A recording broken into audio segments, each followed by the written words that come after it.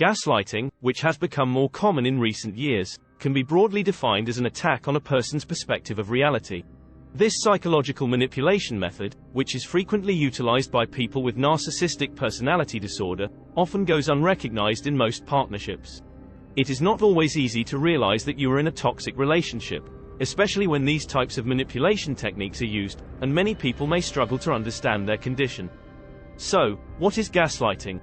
Gaslighting is a type of emotional abuse in which a perpetrator manipulates and distorts a victim's perspective of reality, identity, emotions, and self-worth. Gaslighting takes various forms, but it is essentially an attack on a person's perspective of reality, sowing seeds of doubt in their capacity to trust in what they are witnessing. Although this term appears to have entered our lexicon in recent years, it actually derives from a play written in 1938 by the English dramatist and novelist Patrick Hamilton. Gaslighting is described in the aforementioned drama as a type of psychological harassment that manipulates a person's memory and perceptions by providing false information. It was translated into a psychological thriller film directed by Thorold Dickinson in 1940, and it was remade in 1944 as a picture directed by George Cukor. The plot centers around a husband who, through manipulation, causes his wife to doubt herself and even reality in order to steal precious gems. Every night, Jack gradually dims the gaslights in the house, and when Bella inquires, "Is the gaslight getting dimmer?" she receives unpleasant reactions. In this approach, Jack seeks to damage Bella's self-esteem. Gaslighting was originally used in psychoanalytic literature in 1970 to characterize such practices. As in the play and film, the perpetrator's major purpose is to constantly doubt the victim's sense of reality in order to gain influence over the victim and ultimately make it more difficult for the victim to exit the abusive relationship. Perpetrators seek authority and power in order to boost their self-esteem and soothe their own anxieties. What are the signs of gaslighting and how can we spot it? Gaslighting is a difficult sort of manipulation to spot, but there are a few symptoms that can help you comprehend the situation. It's vital to realize that gaslighting may happen in any connection, from love partners to friends, family, and bosses, and in any gender mix. As a result, action should be made as soon as these indicators are detected in any relationship.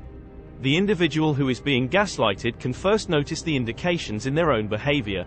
Because someone in such a relationship is more likely to exhibit some common behaviors, such as constantly apologizing, making excuses for the abuser's behavior, constantly questioning themselves, feeling confused, overwhelmed, and feeling compelled to defend themselves for things they did not do, these are the most common symptoms. The affected individual may continually worry, "Maybe I'm too sensitive," and frequently apologize for things for which they did not make a mistake. They may also recognize that the joy in their lives has vanished or that they have evolved into a new, more pessimistic person. Making simple judgments becomes tough, and they may feel as though they can't do anything right. Something usually feels wrong in this situation, but it is impossible to pinpoint what it is. They hide their predicament from their friends and family because they don't understand why it's occurring, and they reflect the behavior of the person in front of them differently. To prevent more power clashes, they may begin lying to themselves, their family, their friends, and even their partner. How do you know if you're being gaslighted? You are continuously perplexed, if not insane. You are continuously skeptical. If you have constant doubts about something being wrong in a relationship, that connection is probably not right. A healthy partnership should keep you sane and joyful. Being in love is not the same as feeling completely out of control. You feel removed from reality and have difficulty recalling events and determining whether or not they occurred. If you've been through a terrible period or a relationship that involves abuse, you may have difficulty remembering the events in order. The person in front of you is continually making you sad and telling you it's for your own good. They trick you into believing this. If you are verbally abused, physically abused, or feel like your every move is being watched and controlled, this is a definite clue that something is wrong.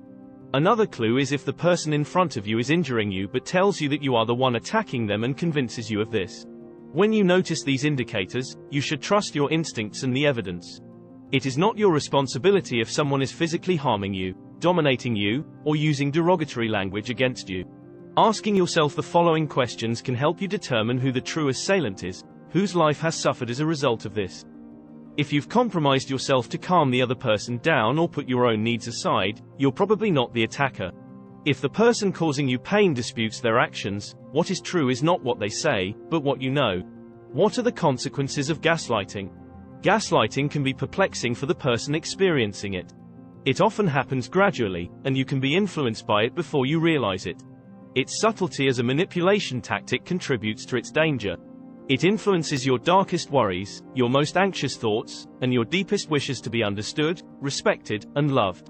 When someone you trust, respect, or love speaks with conviction, especially if their comments contain a grain of truth, it might be difficult not to believe them. Gaslighting happens in 3 steps. The first level begins with a somewhat innocent belief. The person is puzzled, hurt, and anxious at this point. It is a pretty modest stage. Arguments and rejection follow in the next stage. Your remarks are not acknowledged by the other person, and feelings of helplessness begin to surface. However, the person has not yet lost faith in their own words and hope. The third stage frequently results in despair and hopelessness. By this point, the victim is obliged to rely on files to define all reality, making escape from this relationship impossible. What can be done to combat gaslighting? If you have discovered that you are a victim of gaslighting in your relationship, remember that there is still hope, even in the worst-case scenario. In such a case, it is critical to seek the opinion of a third party in order to be certain of what you are feeling. A friend, family member, or therapist can assist you in seeing the reality by objectively evaluating the acts of the individual in front of you. It is important to note that a poisonous relationship requires the active participation of 2 persons. Actually, this is wonderful news, since if you are in such a relationship, you can surely change your own conduct, even if you cannot change the behavior of the person across from you.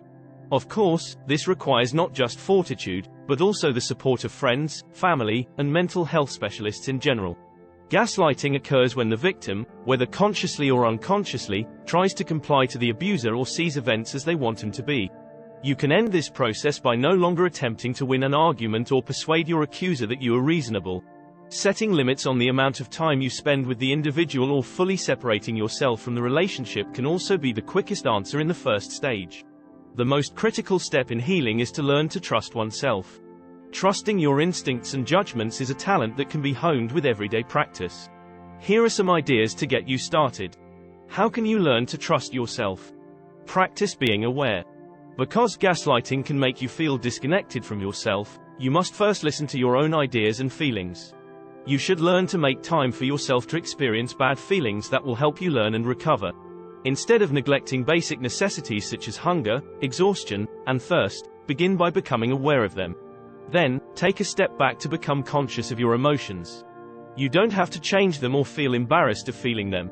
Simply focus on your own experience. Keep a feelings journal. Making a habit of writing down what you think and feel every day will help you become more in tune with your inner voice. You can become aware of patterns in your thoughts and behaviors and learn which emotions control your life. Keeping a journal can also help you differentiate your ideas and feelings from those of the individual across from you.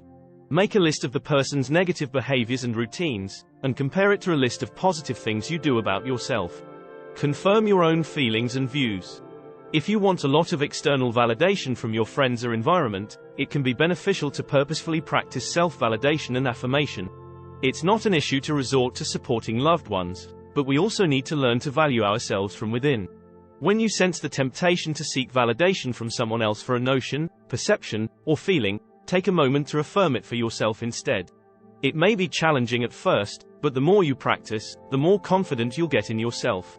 Seek expert help.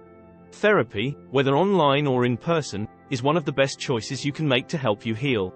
A therapist's help can hasten the healing process. The correct therapist can help you distinguish your thoughts, beliefs, and perceptions from those of someone who is manipulating you and can help you create tools to believe in yourself.